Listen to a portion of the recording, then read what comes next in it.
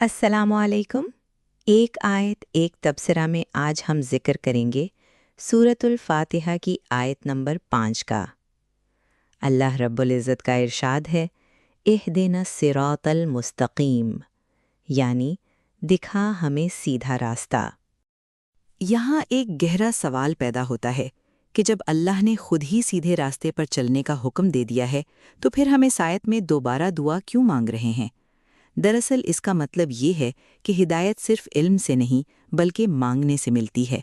जो तलब नहीं करते वो हिदायत के रास्ते से दूर हो जाते हैं। बेशक अल्लाह अपने बंदों से बहुत मोहब्बत करता है।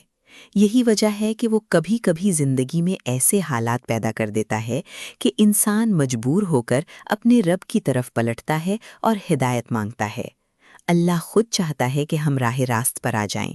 इसीलिए उसने किताब के आगाज में ही हमें अपना मुनकसरे मिजाज पेश करना सिखा दिया। तो आज का सवाल ये है कि क्या हम उन लोगों में शामिल हैं जिनके दिल में हिदायत की सच्ची तड़प मौजूद है? अल्लाह हमें हिदायत पाने वालों में शामिल फरमाए।